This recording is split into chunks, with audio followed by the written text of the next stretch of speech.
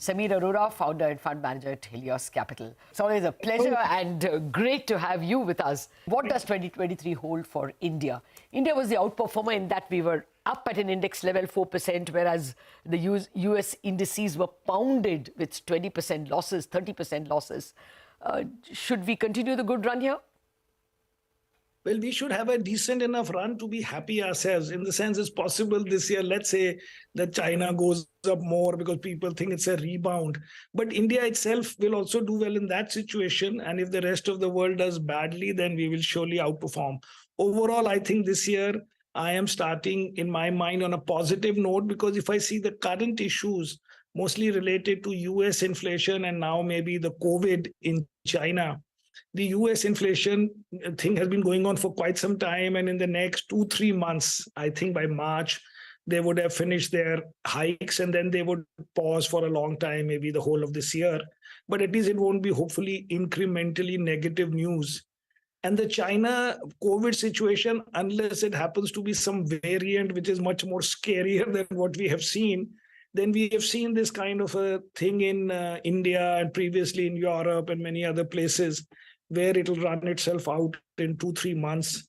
And then there'll be massive unleashing of Chinese consumption and travel and all the things that we have seen in other markets.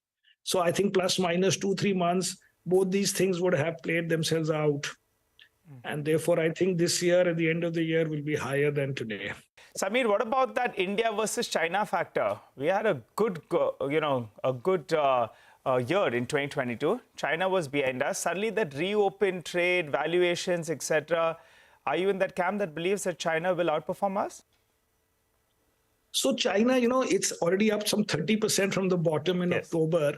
And let us say it outperforms, which, sometimes what happens is, let's say you are doing Infosys versus Satyam, and then Satyam has a scam and the stock falls 80%. But then for the next few weeks, normally the Satyam would have outperformed after hitting some 10 rupees from a starting price of 180. It doesn't matter much to a long-term this thing. I don't think in the long term China will outperform.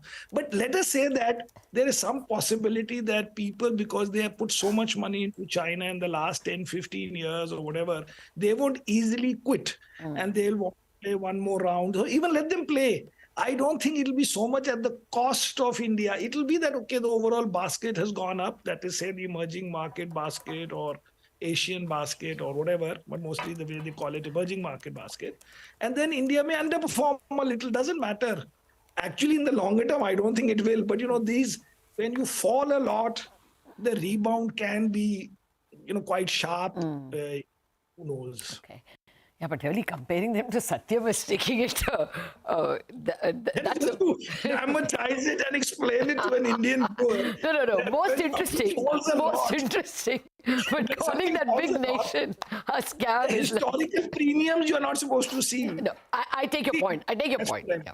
No, I take your point that, when you're losing after having invested in 1998 or something, that might bite. I take your point completely. So a bit of a rebound is... My point is that people say India is trading at a premium to China and this is a record high. That is not because both these countries were performing and then after some time you realize, the Indian market seems to have massively outperformed. It is because China had specific policy issues, COVID issues, whatever issues, and therefore it fell. So it is one-to-one with that. And not so much that both the markets were naturally performing and then suddenly somebody's betting on mean reversal. Fair enough.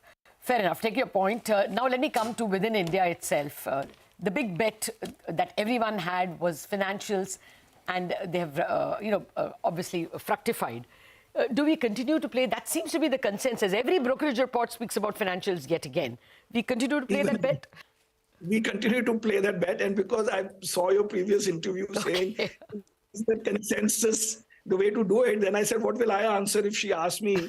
And the point is, if you look at the tech sector in the US for the last 7, 8, 10 years, every year you knew Google will do well and Amazon will do well, and they continue to do well for 7, 8 years till they didn't.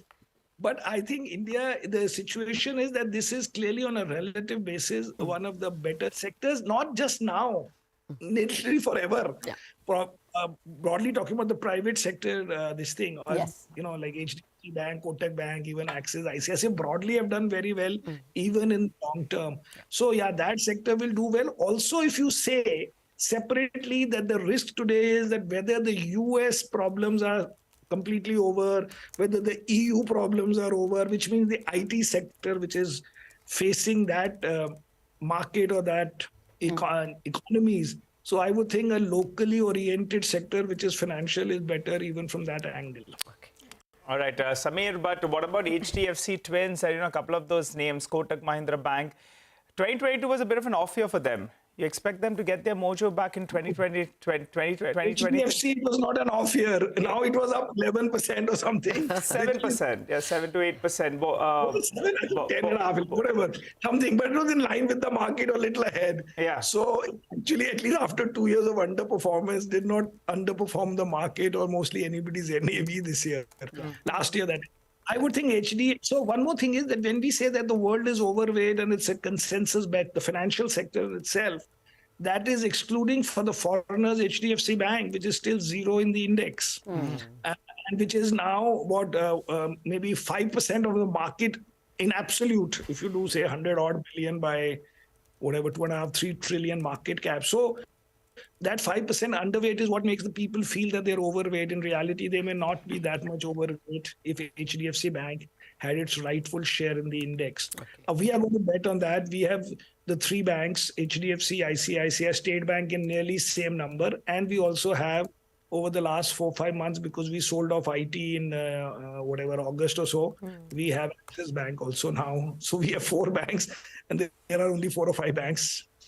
I just had one follow-up to the point you were making earlier, where you said you've sold off on IT and you're holding on to some banks. But, I don't remember the last time when you had an opportunity to buy some of these large cap IT names 30-40% cheaper, right? Don't you think that at least you should start nibbling into these names? Or are you still very cautious? Nibbling we might do. The point is, right now we have 0. But nibbling we might do. But the thing is that these guys have to still properly disappoint us. The stock price is one thing. But right now they are not. I think from this quarter, they will start talking about lower numbers and stuff like that. So far, they've been saying that we will get this project and we'll get cost-related projects and other things. But if you look at the US companies, you look at them in cloud, in security, in everything else, these business software like Salesforce, every one of them is having slowdown and the stocks are down, whereas and then EU and then UK. So I think that I may nibble, but I won't nibble before March, April, when we start thinking about them giving guidance for the year. They are not going to do anything great in Jan for me to feel that I have missed out. Plus, I'm not sitting on cash. So it's a relative trade I'm playing, right? That I've even bought Paytm, by the way. So I bought Zomato I had. So point is, it's not, we are just betting on a relative thing that which one can go up 10% more than the other. Okay, no, this is telepathy. Huh? You spoke about Zomato. I was going to ask you that. In your Twitter, you had mutual funds mangoing Mafi from their investors for investing in several of the IPOs. Is it comeback time at all? If you have Paytm, would you also go to the others, Nykaa, PB Fintech, Zomato, all of them? Zomato we bought before. Zomato we bought last, 4-5 months ago, whatever the June quarter. Okay. Paytm was after the last quarter. So, no, right now we have only these 2, but we bought a few IPOs ourselves. These new IPOs, which are all down, I think one of them is not down. Fusion is not down, I think. But UP Parts and Fusion, but these are all like plus minus 0, because they're just very new IPOs anyway. So they've not had a chance to go down in case they have to. Hopefully they don't. Okay. The big theme, like we have just discussed, was financials. Is there any sunrise theme? Today morning, many people spoke about metals. Metals doesn't fit our big picture theme in our life because we have never been able to do well. So when we feel that the theme has done very well and is irritating me, then I'll buy a little and then it'll stop performing. So we don't want to stage yet. So leave us with one big idea for 2023. Something you're nosing around and may pounce on.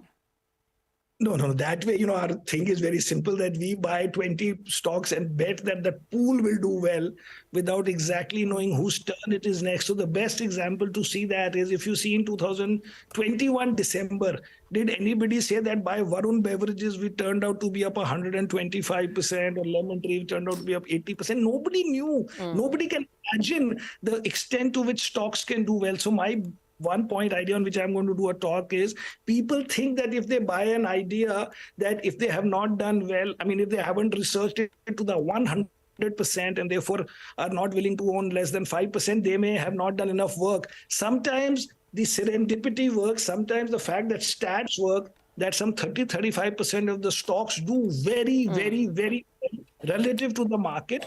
And you have to try and get a larger part of your portfolio there without exactly knowing whose turn it is next. How could you have imagined that Indian hotels will be up 70% in a year?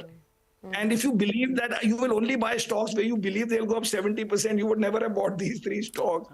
Yeah. But when you do 2% like we did, that was enough. It didn't matter that we did not buy 10, because we never imagined that these stocks could be up so much, so fast in a bad year otherwise. That is the trick. That's a great lesson. Serendipity also works. That also indicates a very humble lesson, that we should be prepared for these accidents. Not accidents, Pleasant ones. Pleasant surprises. Okay. Samir, have a great 2023. Thank you very much for starting it for us with Elan.